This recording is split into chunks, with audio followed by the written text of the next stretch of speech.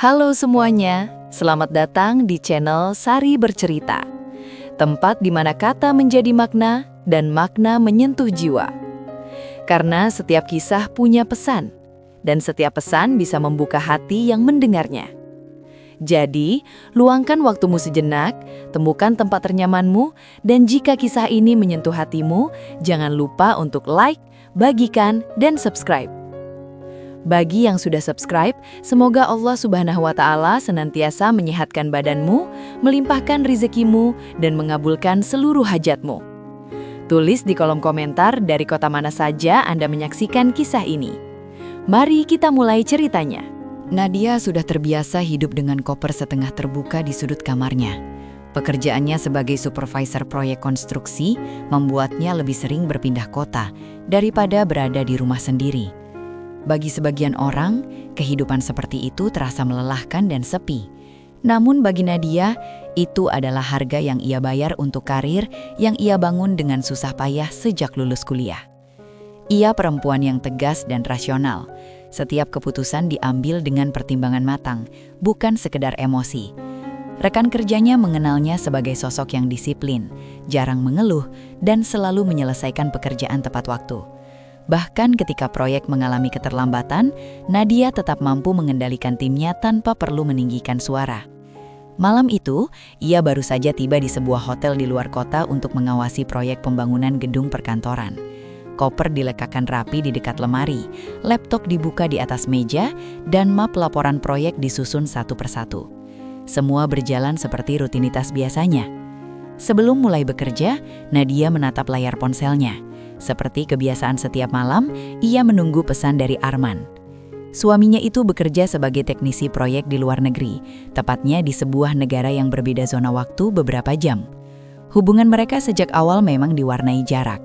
Setelah menikah 3 tahun lalu, Arman mendapat kesempatan bekerja di luar negeri dengan gaji lebih besar. Mereka sepakat menjalani pernikahan jarak jauh demi masa depan yang lebih stabil. Bagi Nadia, keputusan itu tidak mudah, tetapi ia percaya pada Arman. Lelaki itu selalu tampak ramah, meyakinkan, dan bertanggung jawab. Dalam setiap percakapan video call, Arman selalu menanyakan kabar, mengingatkan Nadia untuk makan tepat waktu, dan bercerita tentang pekerjaannya dengan antusias. Tidak pernah ada tanda-tanda mencurigakan. Hubungan mereka mungkin tidak dipenuhi pertemuan romantis setiap akhir pekan, tetapi dipenuhi kepercayaan. Dan bagi Nadia, kepercayaan adalah fondasi yang lebih kuat daripada sekedar kedekatan fisik. Ponsel Nadia bergetar pelan. Sebuah pesan masuk. Ia tersenyum tipis saat melihat nama Arman muncul di layar. "Sudah sampai hotel?" tulis Arman. "Sudah, baru check-in. Kamu gimana? Proyek hari ini lancar?" balas Nadia sambil duduk di tepi ranjang. Beberapa detik kemudian, balasan datang. "Lumayan sibuk, ada perbaikan mesin. Tapi sudah beres. Jangan lupa makan ya." Percakapan mereka berlangsung sederhana dan hangat. Tidak panjang, tetapi cukup untuk membuat Nadia merasa ditemani. Itulah yang selalu ia sukai dari Arman, perhatian kecil yang konsisten. Meski berada ribuan kilometer jauhnya, Arman selalu berusaha hadir melalui kata-kata. Setelah percakapan selesai, Nadia kembali membuka laptop. Ia meninjau laporan proyek, mengirim beberapa email, lalu mencatat agenda untuk esok hari. Sebagai supervisor, ia harus memastikan semua berjalan sesuai jadwal. Keterlambatan sedikit saja bisa berdampak pada keseluruhan proyek. Jam menunjukkan hampir pukul 10 malam ketika Nadia akhirnya merebahkan diri di tempat tidur. Ia menarik napas panjang, mencoba melepaskan lelah setelah perjalanan panjang. Lampu kamar diredupkan, hanya menyisakan cahaya hangat dari lampu meja. Di tengah keheningan kamar hotel itu, pikirannya sempat melayang pada Arman. Sudah hampir 8 bulan sejak terakhir kali mereka bertemu langsung. Biasanya Arman pulang setiap setahun sekali, tetapi proyek kali ini diperpanjang. Meski begitu, Nadia tidak pernah mengeluh. Ia tahu pekerjaan Arman juga penting untuk masa depan mereka. Semua tabungan mereka dikelola bersama. Namun karena Arman berada di luar negeri dan lebih sering melakukan transaksi untuk kebutuhan hidup di sana, Nadia mempercayakan sebagian besar pengelolaan keuangan kepadanya. Rekening bersama, kartu kredit tambahan, hingga investasi jangka panjang, semuanya Arman yang mengatur. Bukan karena Nadia tidak mampu, tetapi karena ia memilih percaya. Dan selama ini, tidak pernah ada masalah. Ponselnya yang diletakkan di samping bantal tiba-tiba bergetar lagi. Nadia mengira Arman mengirim pesan tambahan. Ia meraih ponsel tanpa banyak berpikir. Namun nama yang muncul di layar bukan Arman. Nomor tak dikenal. Kening Nadia sedikit berkerut. Ia ragu sejenak sebelum membuka pesan tersebut. Mungkin dari rekan kerja proyek pikirnya. Atau salah kirim. Pesan itu hanya berisi satu kalimat singkat. Maaf kalau ini menyakitkan, tapi kamu berhak tahu. Di bawahnya, ada satu file gambar. Jantung Nadia berdetak sedikit lebih cepat. Tanpa sadar, ia duduk tegak di atas ranjang. Ibu jarinya ragu sejenak di atas layar sebelum akhirnya menekan gambar tersebut. Foto itu terbuka perlahan. Seketika napas Nadia terhatan. Dalam foto tersebut, terlihat Arman duduk di sebuah restoran yang tampak elegan. Meja mereka diterangi lilin kecil, suasananya intim. Arman tidak sendiri. Di hadapannya duduk seorang wanita yang wajahnya sangat dikenal Nadia. Dinda, mantan pacar Arman semasa kuliah. Foto itu jelas, tajam dan diambil dari jarak dekat. Tidak ada keraguan, tidak mungkin salah orang. Arman terlihat tersenyum, tubuhnya condong sedikit ke depan seolah sedang mendengarkan sesuatu dengan penuh perhatian. Dinda juga tersenyum, ekspresinya hangat dan akrab. Bukan sekedar pertemuan biasa. Nadia menatap layar ponsel tanpa berkedip. Untuk beberapa detik, pikirannya kosong, seolah otaknya menolak memproses apa yang baru saja dilihat. Tangannya tidak gemetar, ia hanya terdiam.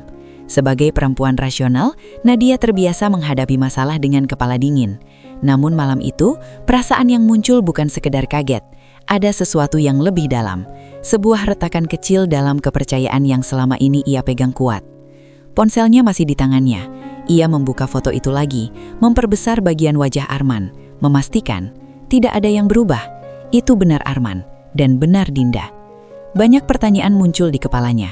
Sejak kapan? Mengapa mereka bertemu? Apakah ini hanya kebetulan? Nadia menarik napas panjang, mencoba menenangkan diri. Ia menolak bereaksi impulsif. Menuduh tanpa bukti hanya akan memperkeruh keadaan. Ia tahu dirinya bukan tipe yang bertindak gegabah. Layar ponsel kembali menyala. Tidak ada pesan tambahan dari nomor tak dikenal itu, hanya keheningan digital yang terasa semakin berat. Perlahan Nadia meletakkan ponselnya di sampingnya. Ia menatap langit-langit kamar hotel yang putih polos. Biasanya, ruangan seperti ini terasa netral dan menenangkan. Malam ini terasa berbeda, lebih sunyi, lebih dingin. Ia belum menangis, belum marah, belum mengambil kesimpulan. Namun ada satu hal yang pasti, rasa tenang yang selama ini ia miliki mulai terusik. Nadia memejamkan matanya, mencoba menata pikirannya. Besok ia harus tetap bekerja seperti biasa. Ia tidak boleh kehilangan fokus hanya karena satu foto. Ia membutuhkan kejelasan, bukan asumsi. Tetapi jauh di dalam dirinya, sebuah kegelisahan mulai tumbuh perlahan. Kecil, namun nyata. Dan untuk pertama kalinya sejak menikah, Nadia merasakan sesuatu yang belum pernah ia rasakan sebelumnya terhadap Arman. Sebuah keraguan yang pelan namun cacam. Pagi itu, Nadia bangun lebih cepat dari biasanya. Alarm di ponselnya bahkan belum sempat berbunyi ketika matanya sudah terbuka. Ia duduk perlahan di tepi ranjang hotel, menatap jendela yang masih diselimuti cahaya pucat subuh. Malam sebelumnya, ia hampir tidak tidur. Bukan karena panik, melainkan karena pikirannya terus bekerja, mencoba menyusun potongan-potongan yang belum jelas. Ia menarik napas panjang dan berdiri. Rutinitas pagi tetap ia jalani dengan disiplin yang sama. Mandi, mengenakan kemeja kerja rapi, merapikan rambut, lalu membuka laptop untuk mengecek jadwal proyek hari itu. Semua dilakukan dengan gerakan tenang dan teratur, seolah tidak ada yang berubah. Namun, di balik ketenangan itu, pikirannya terus memutar ulang foto yang ia terima semalam. Nadia bukan tipe yang mudah dikuasai emosi. Ia terbiasa menghadapi tekanan proyek bernilai miliaran rupiah, konflik tim, dan tenggat waktu ketat. Ia tahu satu hal, keputusan yang diambil dalam keadaan emosional hampir selalu berujung penyesalan. Karena itu, ia memilih satu sikap, mencari fakta. Setelah sarapan singkat di restoran hotel, Nadia kembali ke kamar dengan secangkir kopi hitam di tangan. Ia duduk di kursi dekat meja kerja, membuka laptop pribadi, lalu menyalakan ponsel. Wajahnya tenang namun fokus. Langkah pertama, media sosial. Ia membuka akun Arman yang selama ini terlihat normal. Foto-foto pekerjaan, beberapa pemandangan kota luar negeri, dan unggahan lama mereka berdua masih terpajang. Tidak ada yang mencurigakan di sana. Semua tampak seperti kehidupan seorang suami yang bekerja keras di negeri orang. Namun, Nadia tahu, orang bisa menyembunyikan banyak hal di balik tampilan publik. Ia lalu membuka akun media sosial Dinda. Profil itu terbuka, tetapi sebagian besar unggahannya tampak biasa. Foto makanan, tempat wisata, dan potret diri. Sekilas tidak ada Arman di sana. Nadia tidak menyerah. Ia mulai memperhatikan detail kecil, lokasi foto, waktu unggahan, dan latar belakang. Ia membandingkan beberapa unggahan dengan lokasi proyek Arman. Ada beberapa kecocokan kota dan waktu, tetapi masih belum cukup kuat. Lalu Nadia teringat sesuatu. Dinda dulu dikenal aktif di platform media sosial lain yang lebih tertutup. Dengan sabar Nadia mencari dan akhirnya menemukan akun yang dimaksud. Akun itu tidak mudah ditemukan karena menggunakan nama berbeda, tetapi wajahnya tetap sama. Begitu terbuka, jantung Nadia berdetak sedikit lebih cepat. Akun itu berisi foto-foto yang jauh lebih personal. Beberapa unggahan hanya bisa dilihat oleh pengikut terbatas, tetapi ada satu foto terbaru yang bersifat publik. Foto sebuah meja restoran elegan dengan 2 gelas anggur dan caption singkat. Akhirnya, setelah sekian lama, Nadia memperbesar gambar tersebut. Di permukaan sendok parak yang mengkilap, samar-samar terlihat pantulan seseorang yang duduk di seberang Dinda. Pantulan itu cukup jelas untuk dikenali. Arman. Nadia tidak bereaksi berlebihan, ia hanya menatap layar dengan wajah datar. Perlahan, potongan-potongan kecil mulai menyatu. Foto anonim yang ia terima semalam bukan kebetulan, ada sesuatu yang memang disembunyikan. Ia menutup media sosial dan beralih ke langkah berikutnya. Keuangan. Sebagai seseorang yang terbiasa dengan angka dan laporan, Nadia tahu kemana harus melihat. Ia membuka aplikasi perbankan yang terhubung dengan rekening bersama mereka. Semua akses masih ada padanya, karena sejak awal ia tetap mempertahankan kontrol utama, meski Arman memegang kartu dan akses fisik di luar negeri. Riwayat transaksi muncul di layar. Awalnya terlihat normal, biaya makan, transportasi, kebutuhan harian. Tapi ketika Nadia menggulir lebih jauh ke bawah, ia mulai menemukan pola yang berbeda. Beberapa transaksi bernilai besar muncul di restoran mewah, hotel, dan toko pakaian. Ia berhenti di satu transaksi restoran mewah yang terjadi 2 malam lalu, waktu yang hampir sama dengan foto yang ia terima. Jumlahnya jauh di atas kebiasaan Arman makan sendirian. Ia mengernyit sedikit, bukan karena kaget, tapi karena perhitungannya mulai tepat. Ia membuka buku catatan kecil dari tasnya dan mulai menulis tanggal dan jumlah transaksi. Tangannya bergerak stabil, seperti saat mencatat progres proyek. Tidak ada emosi berlebihan dalam gerakannya, hanya fokus. Setelah hampir 1 jam, daftar itu cukup panjang.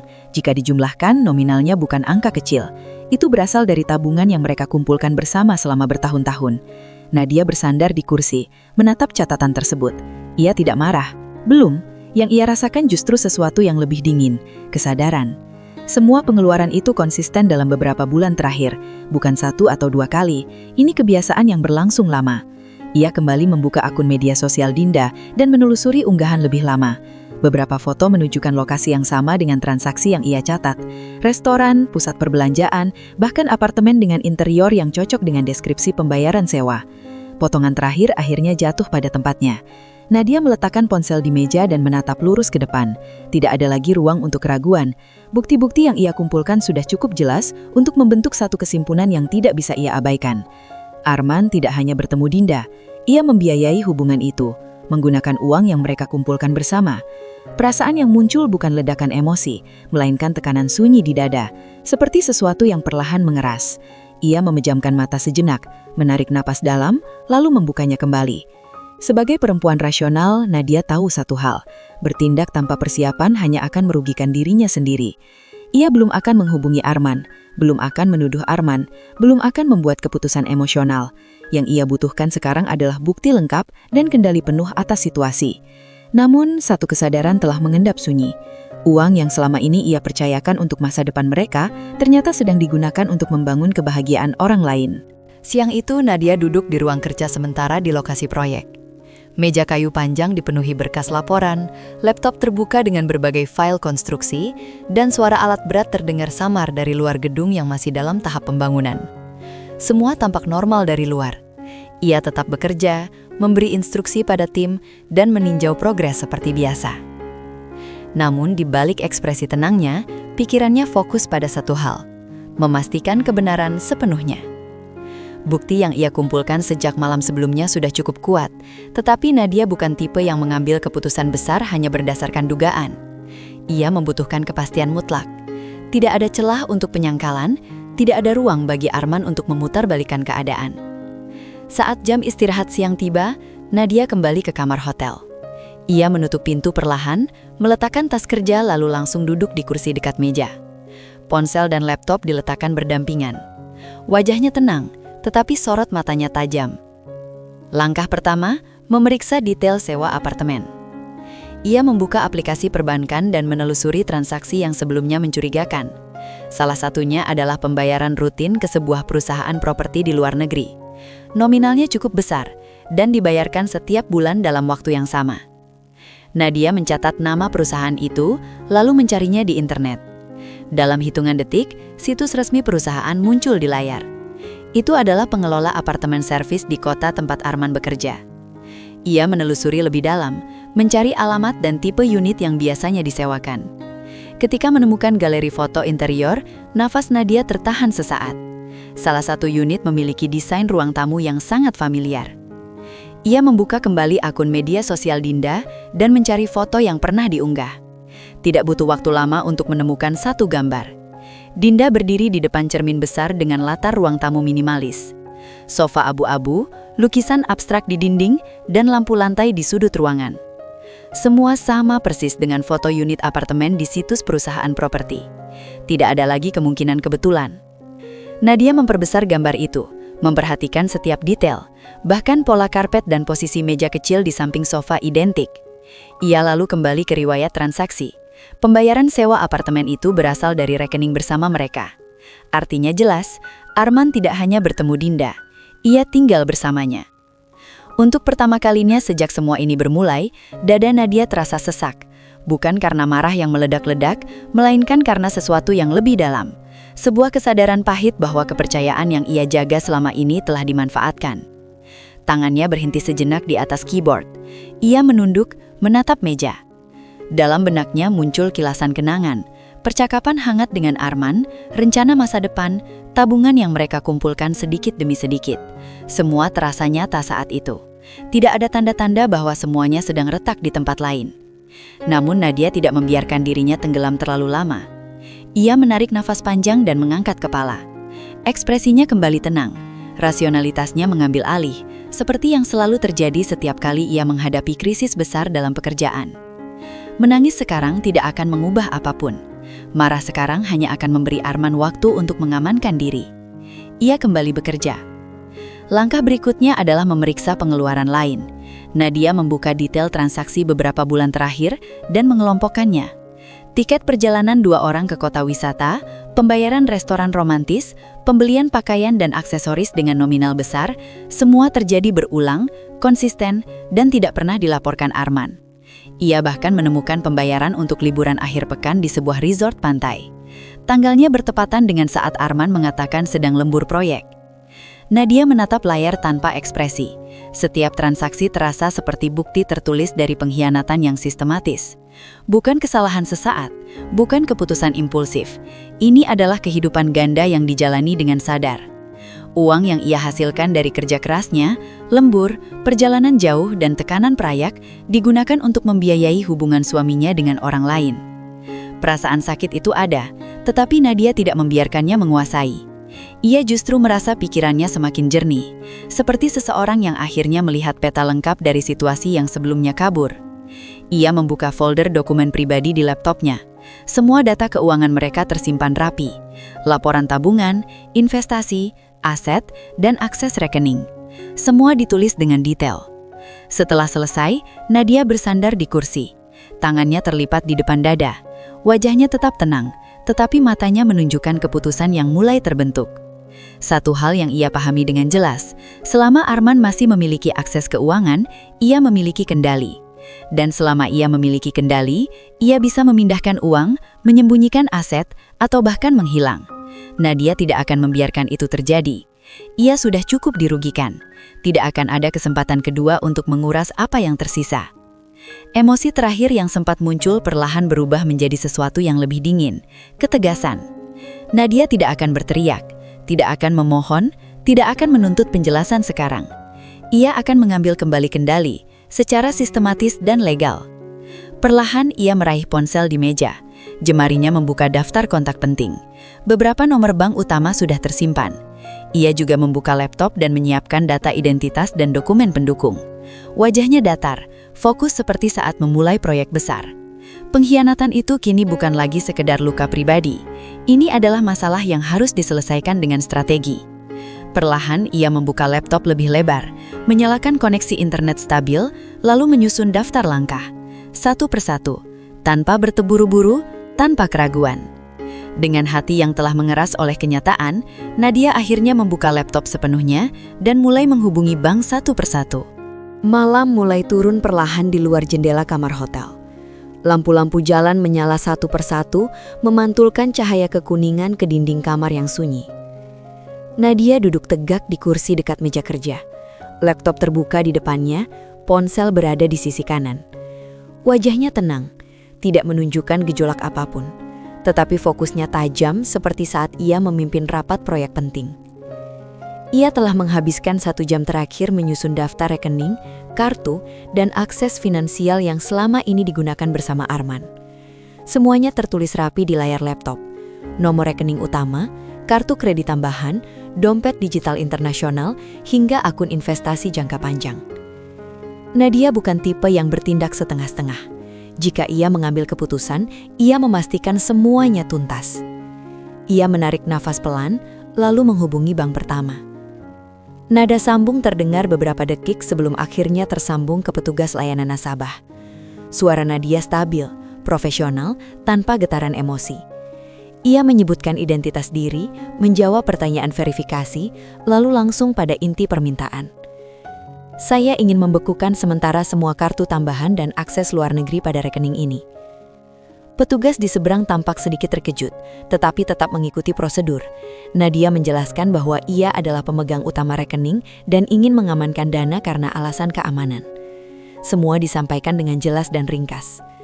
Dalam beberapa menit, kartu tambahan yang dipegang Arman dinonaktifkan. Nadia menutup telepon, mencatat waktu, lalu langsung beralih ke bank berikutnya. Tidak ada jeda emosional, tidak ada keraguan. Setiap panggilan dilakukan dengan ritme yang sama, tenang, tegas, sistematis. Bank kedua, bank ketiga, penyedia kartu kredit internasional, platform pembayaran digital. Satu persatu akses finansial yang selama ini berada di tangan Arman mulai ditutup. Nadia juga mengganti kata sandi untuk semua akun yang terhubung. Email keuangan, aplikasi bank, hingga akun investasi. Ia mengaktifkan verifikasi 2 langkah dan memindahkan sebagian dana ke rekening aman yang hanya bisa diakses olehnya. Proses itu berlangsung hampir 2 jam. Ketika selesai, Nadia bersandar di kursi. Di layar laptop, semua daftar yang tadi ia susun kini telah diberi tanda selesai. Tidak ada celah tersisa. Di belahan dunia lain, perbedaan waktu membuat hari masih berjalan bagi Arman. Saat itu ia sedang berada di sebuah pusat perbelanjaan bersama Dinda. Mereka baru saja selesai makan malam dan berjalan santai menuju kasir sebuah toko pakaian. Arman mengambil dompetnya, mengeluarkan kartu kredit yang biasa ia gunakan. Ia menyerahkannya tanpa berpikir. Beberapa detik kemudian, kasir mengerutkan kening. "Maaf, kartunya tertolak." Arman sedikit terkejut tetapi masih santai. "Coba sekali lagi." Kartu itu digesek ulang, mesin berbunyi sama, ditolak. Ia mengeluarkan kartu lain. Hasilnya sama, ditolak. Ekspresi santainya mulai retak. Ia memaksakan senyum, membayar dengan uang tunai yang tersisa di dompet, lalu keluar dari toko. Di luar, ia langsung membuka ponsel dan aplikasi perbankan. Layar menunjukkan pesan, akses sementara dibatasi. Silahkan hubungi pemegang utama. Jantung Arman berdegup lebih cepat. Ia mencoba kartu debit di ATM terdekat. Mesin menolak transaksi. Saldo tidak bisa diakses. Ia mencoba dompet digital, tidak bisa digunakan. Semua seperti berhenti dalam satu waktu yang sama. Keringat dingin mulai muncul di pelipisnya. "Kenapa?" tanya Dinda pelan melihat perubahan ekspresinya. "Sebentar," jawab Arman singkat, berusaha tetap tenang. Ia berjalan menjauh, mencoba menghubungi bank melalui ponsel. Sistem otomatis meminta verifikasi tambahan yang tidak bisa ia lewati tanpa persetujuan pemegang utama. Semua jalur buntu. Perlahan, kesadaran mulai muncul. Hanya satu orang yang bisa melakukan ini. Nadia. Arman langsung membuka daftar kontak dan menekan nomor istrinya. Panggilan berdering beberapa detik, lalu terputus. Ia mencoba lagi. Kali ini langsung masuk ke pesan otomatis. Nomor tidak dapat dihubungi. Ia membuka aplikasi pesan. Pesan terkirim, tetapi hanya satu tanda centang. Tidak lama kemudian, status berubah. Tidak terkirim. Ia membuka media sosial. Akunnya masih aktif, tetapi akses untuk mengirim pesan pada Nadia hilang. Ia mencoba platform lain, sama saja. Semua jalur komunikasi tertutup. Rasa panik yang awalnya kecil kini mulai membesar. Ia berdiri diam di tengah trotoar yang ramai, merasa seperti kehilangan pijakan. Untuk pertama kalinya sejak bekerja di luar negeri, ia tidak memiliki akses keuangan. Ia kembali ke apartemen bersama Dinda dengan langkah cepat. Setibanya di sana, ia mencoba melakukan pembayaran sewa bulanan melalui sistem online. Layar menampilkan notifikasi gagal. Pembayaran tidak dapat diproses. Arman menatap layar itu lama. Semua benar-benar terhenti. Sementara itu, di kamar hotel yang sunyi, Nadia duduk diam di kursi. Laptop masih terbuka tetapi tidak ada lagi yang harus ia lakukan malam ini. Semua akses sudah diamankan, semua jalur finansial telah ia kendalikan kembali. Ponselnya sempat bergetar beberapa kali tadi, nomor asing, panggilan internasional, dan notifikasi pesan yang gagal masuk. Tanpa melihat detailnya, Nadia membuka pengaturan dan memblokir semua nomor yang berpotensi berasal dari Arman. Ia juga menonaktifkan sementara beberapa akun media sosial. Bukan karena marah, bukan karena ingin membalas, ia hanya tidak ingin distraksi. Setelah semuanya selesai, Nadia meletakkan ponsel di meja dan menatap ke depan. Wajahnya datar, hampir tanpa ekspresi. Namun di balik ketenangan itu, pikirannya berputar pelan mencoba menatap perasaan yang belum sepenuhnya muncul. Ia tidak merasa puas, tidak merasa lega, hanya hening. Di sisi dunia lain, Arman duduk di tepi ranjang apartemen dengan wajah pucat, ponsel di tangan yang tak lagi berguna. Semua kartu mati, semua transaksi gagal, semua jalur kembali tertutup. Di kamar hotel yang tenang, Nadia tetap duduk diam di kursinya. Tangannya terlipat di pangkuan, pandangannya kosong menatap dinding. Di negeri orang, Arman kebingungan tanpa akses uang. Di kamar sunyi, Nadia mencoba menata emosinya sendiri dan diam.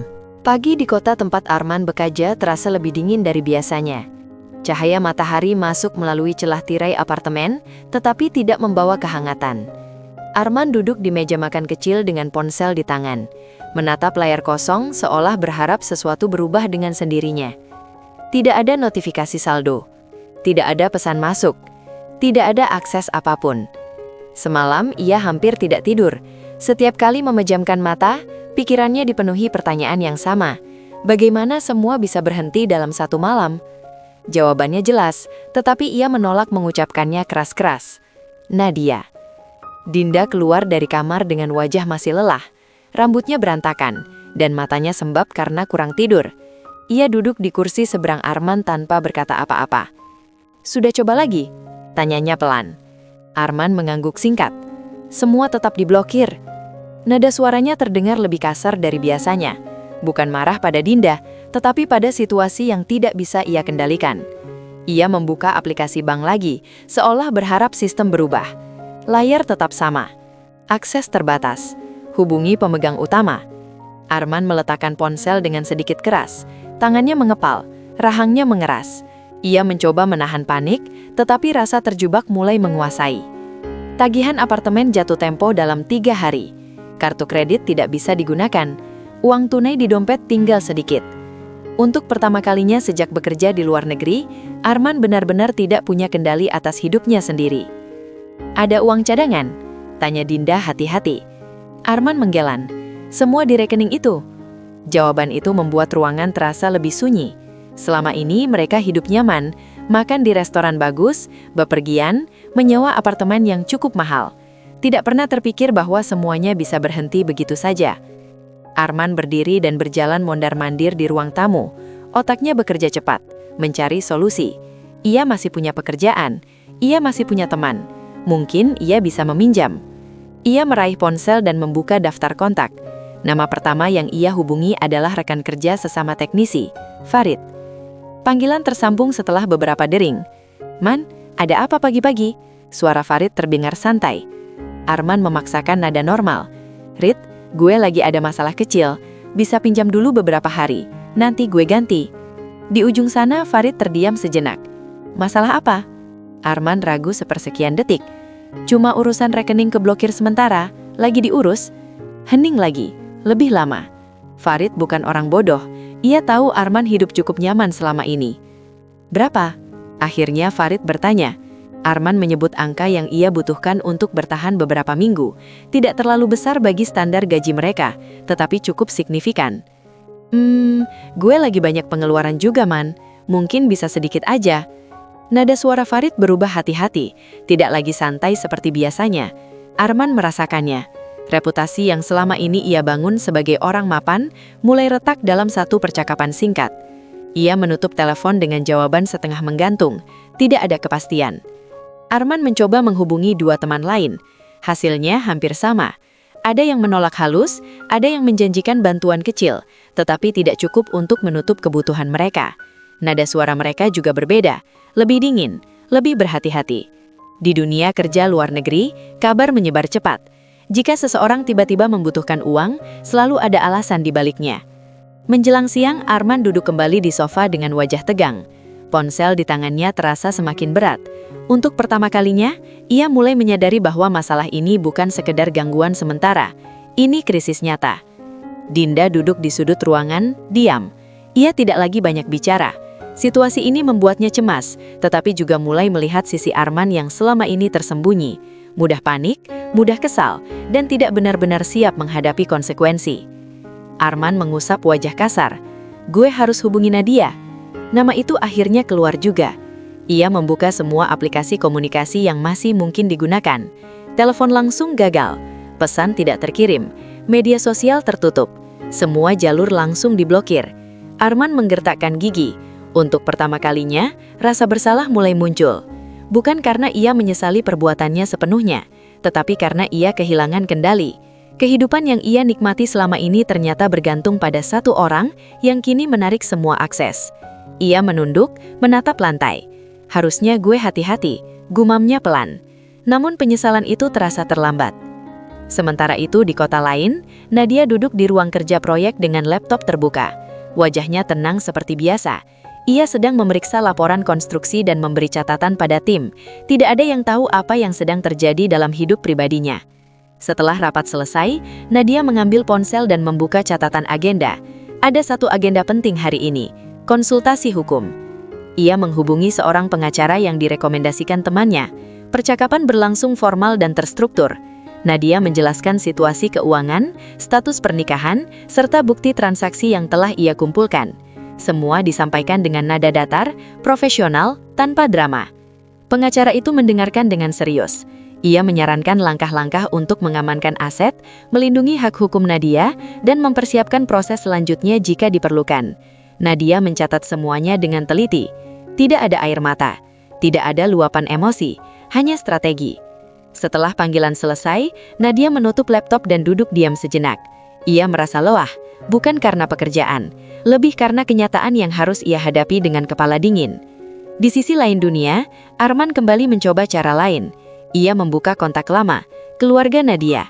Mungkin melalui mereka, ia bisa menyampaikan pesan atau meminta Nadia membuka blokir sementara.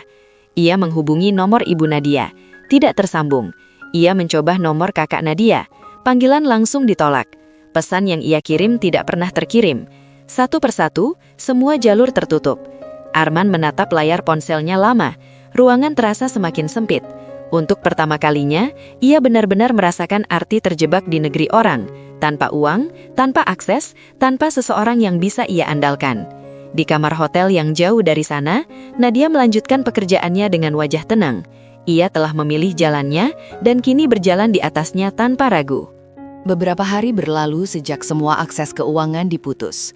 Ritme hidup Nadia kembali berjalan seperti biasa, setidaknya dari luar. Ia bangun pagi, mengenakan pakaian kerja rapi, memeriksa laporan proyek, dan menghadiri rapat-rapat teknis tanpa pernah terlihat terganggu. Namun di dalam dirinya, ada sesuatu yang perlahan bergerak. Tekanan yang selama ini tertahan mulai terasa. Bukan dalam bentuk ledakan emosi, melainkan kelelahan yang sunyi. Setiap malam, ketika pekerjaan selesai dan kamar hotel kembali sepi, pikirannya dipenuhi pertanyaan yang sama. Apa yang sebenarnya ia rasakan? Marah? Kecewa? Atau sekedar lelah? Malam itu, setelah kembali dari lokasi proyek lebih awal, Nadia duduk di kursi dekat jendela kamar hotel. Lampu kamar sengaja tidak dinyalakan sepenuhnya. Ia hanya menyalakan lampu kecil di sudut ruangan, membiarkan cahaya redup menyelimuti ruang. Ponselnya tergeletak di meja, sunyi tanpa notifikasi. Ia tahu pasti ada banyak upaya dari Arman untuk menghubunginya melalui berbagai cara, tetapi semua telah tertutup rapi. Tidak ada lagi yang perlu didengar darinya saat ini. Nadia menatap keluar jendela. Lampu-lampu kendaraan bergerak perlahan di jalan raya, seperti garis cahaya yang tidak pernah benar-benar berhenti. Ia menarik napas panjang, lalu menghembuskannya pelan. Untuk pertama kalinya sejak semua ini terjadi, ia membiarkan dirinya benar-benar merasakan. Ada rasa sakit, tentu saja. Ada rasa dihianati. Ada kekecewaan yang dalam. Namun yang paling kuat justru bukan kemarahan, melainkan kesadaran. Ia sadar bahwa tindakan yang ia ambil beberapa hari lalu bukan didorong oleh balas dendam. Ia tidak pernah berniat menghukum Arman secara emosional. Ia hanya melindungi dirinya sendiri. Jika ia tidak bertindak cepat, uang yang mereka kumpulkan bertahun-tahun bisa habis tanpa jejak. Jika ia menunggu penjelasan, mungkin semuanya sudah terlambat. Keputusan yang ia ambil lahir dari kebutuhan untuk bertahan, bukan untuk membalas.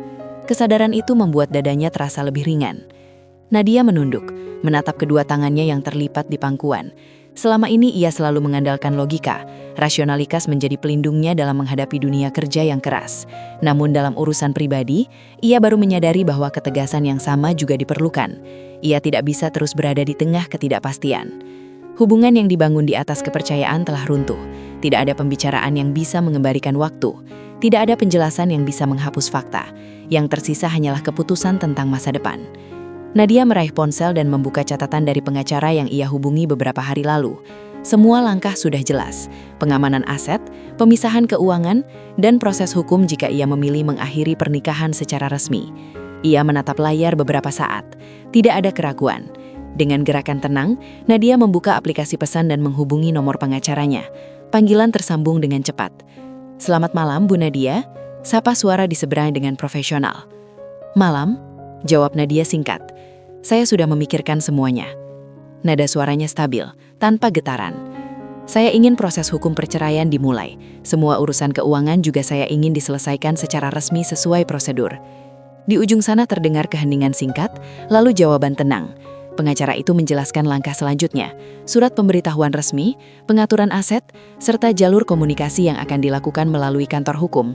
Nadia mendengarkan dengan fokus, mencatat beberapa poin penting. Percakapan itu berlangsung singkat dan efisien.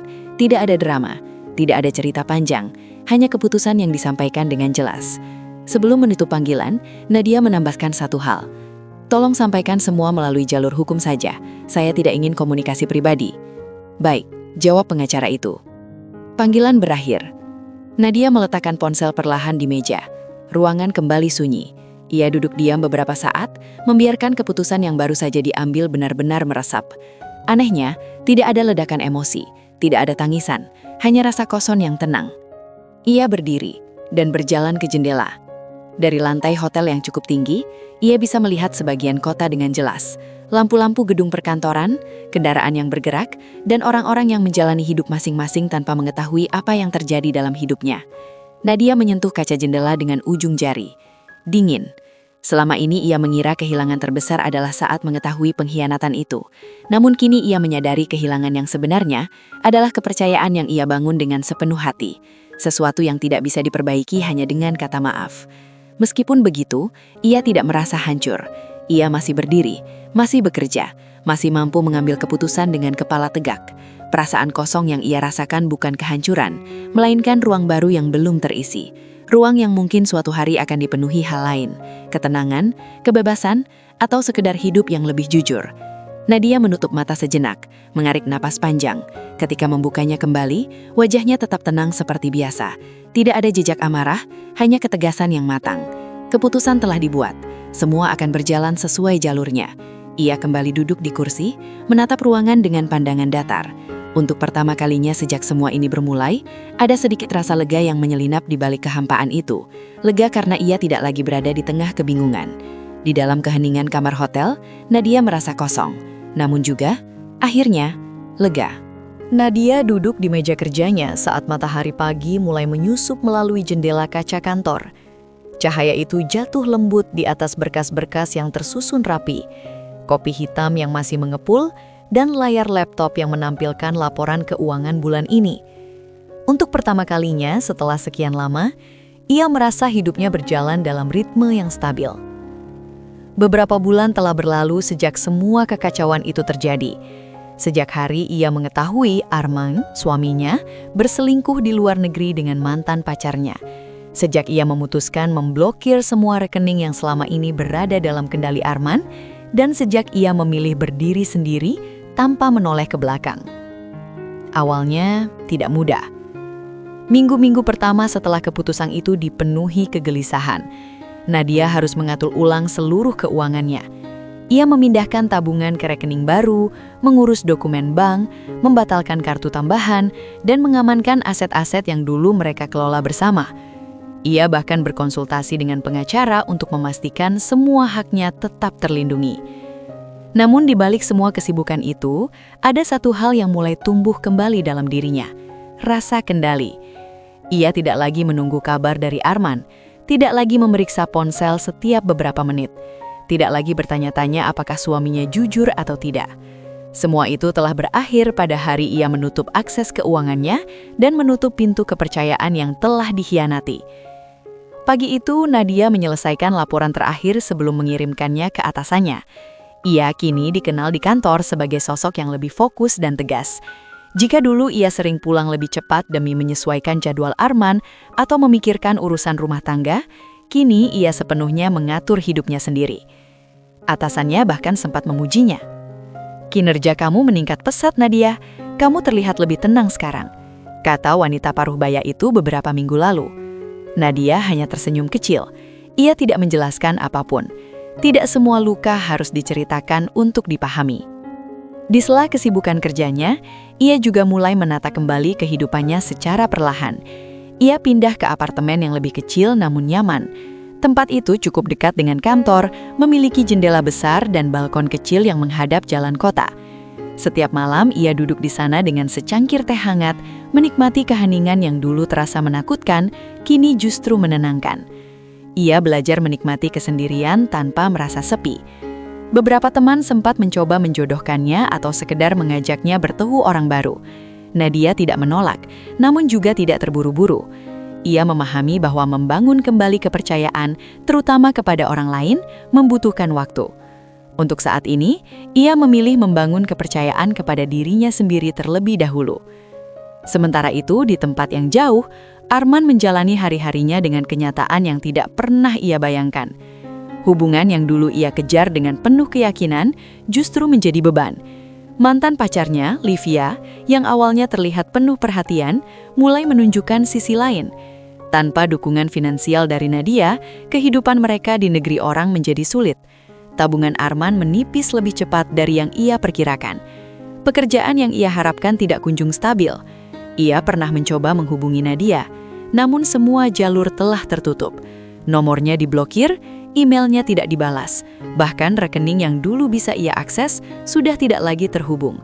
Ia baru benar-benar menyadari betapa banyak yang selama ini ia nikmati tanpa menghargainya. Di sebuah kamar sewaan kecil, Arman duduk menatap layar ponselnya.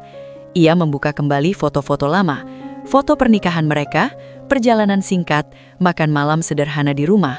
Semua terlihat begitu jauh sekarang. Penyesalan datang terlambat. Ia memahami satu hal yang tidak bisa ia ubah. Keputusan yang ia ambil telah menghancurkan kepercayaan yang tidak mungkin kembali. Hubungan yang ia pilih justru membuatnya kehilangan segalanya. Bukan hanya stabilitas finansial, tetapi juga seseorang yang dulu selalu ada di sisinya tanpa pamrih. Namun, Nadia tidak mengetahui semua detail itu, dan ia tidak merasa perlu mengetahuinya. Suatu sore sepulang kerja, Nadia berjalan santai menuju apartemennya. Langit berwarna jingga dan angin kota membawa aroma hujan yang baru saja reda. Ia berhenti sejenak di sebuah kedai kecil untuk membeli roti dan kopi.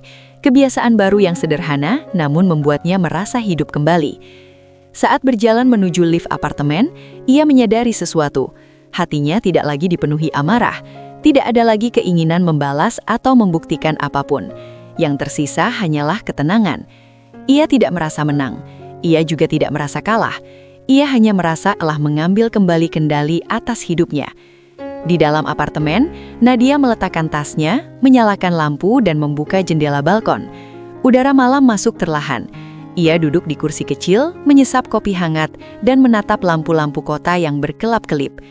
Dulu, ia sering membayangkan masa depan bersama Arman, rumah yang lebih besar, perencanaan perjalanan, bahkan anak-anak.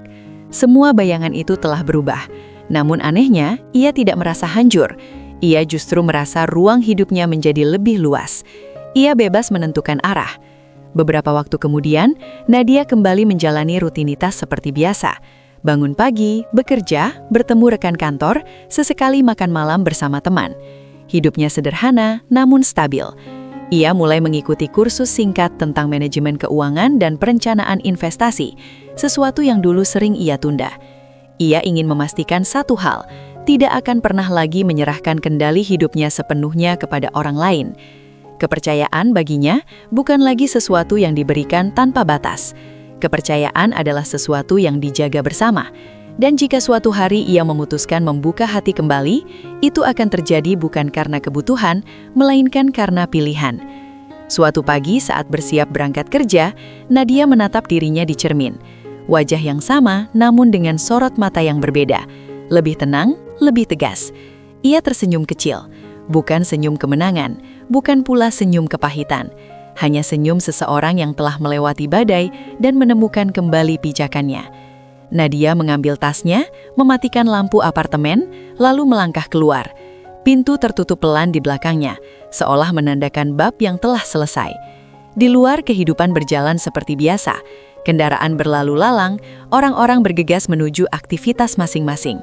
Nadia berjalan di antara mereka, bukan sebagai seseorang yang hancur oleh pengkhianatan, melainkan sebagai seseorang yang telah belajar berdiri kembali.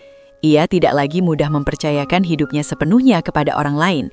Namun ia juga tidak menutup diri dari dunia. Ia hanya menjadi lebih bijak, lebih sadar akan nilai dirinya, dan lebih berani memilih jalan yang ia yakini. Dan disitulah kekuatannya kini berada. Sebuah akhir yang tenang, tegas, dan penuh pelajaran tentang kepercayaan, harga diri, dan konsekuensi dari setiap pilihan yang diambil.